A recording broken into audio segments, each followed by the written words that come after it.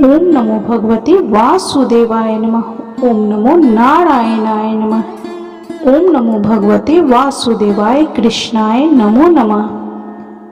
बंधुजनों, भक्तजनों, आप सभी का आपके इस चैनल ब्राह्मण देव कन्या पर बहुत बहुत स्वागत है। बंधुजनों, भक्तजनों, आज हम श्री पुरुषोत्तम मास, जो कि हर तीसरे साल पर आता है, की कथा सुनेंगे। इस कथा को सुनने मात्र से आपके जीवन की समस्त दुखों का अंत होगा। भगवान श्री हरि विष्णु आपके घर में माँ लक्ष्मी के संग पधारेंगे और उनका आशीर्वाद आपको प्राप्त होगा। और यदि आप चैनल पे नए हैं तो चैनल को सब्सक्राइब अवश्य कर लें। यदि आपने इससे पहले पुरुषोत्तम मास के अध्यायों का श्रवण नहीं किया है तो कृपया डिस्क्रिप्शन बॉक्स में लिंक दिया हुआ है, आप वहां जाकर अवश्य ही सभी कथाओं का श्रवण करें, उसका अमृत रसपान करें। इससे भगवान नारायण की कृपा आपको प्राप्त होगी। तो चलिए पुरुषोत्तम मास महात्म्य। बंधुजनों, भक्तजनों, अब हम श्री पुरुषोत्तम मास महात्म्य के 15वें और 16वें अध्याय का श्रवण करेंगे। तो बोलिए ओम नमो भगवते वासुदेवाय नमः। ओम नमो नारायणाय नमः। जय श्री कृष्णा, जय श्री कृष्णा, जय श्री कृष्णा। वाल्मीकि ऋषि कहने लगे कि इस प्रकार श्री हरि विष्णु की स्तुति कर ब्राह्मण सुदेव श्री हरि के आगे बैठ गए। तब भगवान ऐसी स्तुति सुन मेघ के समान गंभीर वाणी में बोले कि हे वत्स, तुमने बड़ा घोर तप किया है, इसलिए जो इच्छा हो वर मांगो। सुदेव बोला कि हे नाथ, जो आप प्रसन्न हुए हैं तो मुझको एक श्रेष्ठ पुत्र दीजिए। इस प्रकार ब्राह्मण के वचन सुनकर श्री हरि विष्णु बोले कि हे वत्स, पुत्र का सुख विधाता ने तेरे भाग्य में नहीं लिखा। मैंने तेरे भाग पट के सब अक्षर देखे हैं, परंतु 7 जन्मों में भी तुझे बेटे का सुख नहीं है। भगवान के ऐसे वज्र प्रहार जैसे निष्ठुर वचन सुनकर जड़ से कटे हुए वृक्ष की तरह वह ब्राह्मण सुदेव पृथ्वी पर गिर पड़ा। गौतमी अपने पति को इस प्रकार पड़े हुए देखकर अत्यंत दुखी हुई और स्वामी को पुत्र के सुख से रहित देखकर रोने लगी। फिर वह स्त्री धैर्य धारण कर अपने पड़े हुए पति से इस प्रकार बोली, हे नाथ, धीरज धारण कीजिए। उठो, जो विधाता ने ललाट में लिख दिया है वह सुख अथवा दुख अवश्य ही भोगना पड़ेगा।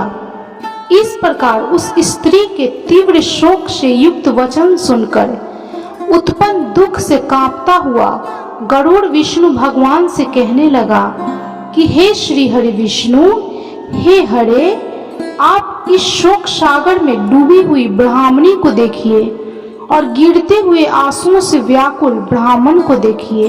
हे दीन बंधो, आपके भक्तों के दुखों को न सहने वाली दया कहाँ गई? तब श्री नारायण श्री हरि विष्णु गरुड़ से इस प्रकार अमृत समान वचन बोले कि हे गरुड़, इस ब्राह्मण को एक मनोगत पुत्र शीघ्र दूंगा। इस प्रकार हरि के अनुकूल वचन सुनकर गरुड़ ने अति प्रसन्न होकर उस ब्राह्मण को अति सुंदर अनुरूप पुत्र दिया। इस प्रकार श्री पुरुषोत्तम मास महात्म्य के 15वें अध्याय की कथा संपन्न हुई। तो बोलिए ओम नमो भगवते वासुदेवाय नमः। ओम नमो नारायणाय नमः। जय श्री कृष्णा, जय श्री कृष्णा, जय श्री कृष्णा। अब हम 16वें अध्याय का श्रवण करेंगे। तो बोलिए जय श्री कृष्णा, जय श्री कृष्णा, जय श्री कृष्णा। वाल्मीकि कहने लगे कि इस प्रकार अनुपम वर देकर दोनों स्त्री पुरुषों को देखते देखते श्री हरि विष्णु भगवान गरुड़ पर चढ़कर अपने स्थान वैकुंठ को चले गए। कुछ समय व्यतीत होने पर गौतमी के पुत्र उत्पन्न हुआ और सुदेव ने पुत्र के पैदा होने पर अति प्रसन्नता के साथ श्रेष्ठ ब्राह्मणों को बुलाकर जाति कर्म किया और स्नान कर ब्राह्मणों को बहुत सा दान दिया। पिता के मनोरथ के साथ माता के मन को आनंद देने वाला वह पुत्र शुक्ल चंद्रमा के समान बढ़ने लगा। तब पिता ने पुत्र का यज्ञोपवीत संस्कार कराकर गायत्री मंत्र का उपदेश दिया और वह पुत्र ब्रह्मचर्य व्रत का पालन करने लगा। वाल्मीकि ऋषि कहने लगे कि एक समय करोड़ों सूर्य के समान कांति वाले देवल ऋषि वहां पर आए। उनको देखकर सुदेव ने उनके लिए आसन बिछाया। उस आसन पर देवल मुनि बैठकर बोले कि हे सुदेव, समस्त शुभ लक्षणों से युक्त यह तुम्हारा पुत्र महाभाग्यवान है, परंतु इसमें एक ही दोष है जिससे इसके सब गुण वृथा हो जाते हैं। हे सुदेव, तेरा यह पुत्र 12वें वर्ष में जल में डूबकर मर जाएगा, जिससे तू मन में सोच नहीं सकता। अवश्य होने वाला तो होगा ही, इसमें कोई संशय नहीं है, इसका कोई उपाय नहीं है।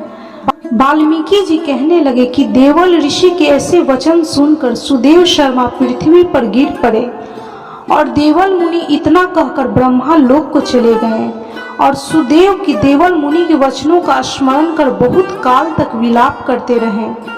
फिर गौतमी पुत्र को गोदी में लेकर प्रेम से मुख चूमकर अपने पति से बोली कि हे द्विजराज, होने वाली वस्तु से भय नहीं करना चाहिए।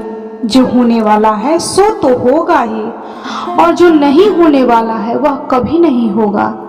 इसलिए हे नाथ, उठो और सब शरणागत जीवों के रक्षक निर्वाण पद को देने वाले भगवान श्री हरि विष्णु का भजन करो।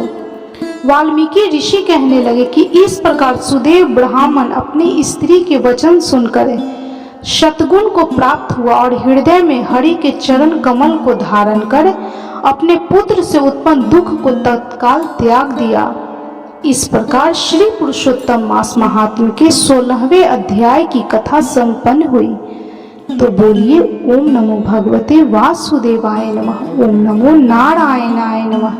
जय श्री कृष्णा, जय श्री कृष्णा, जय श्री कृष्णा।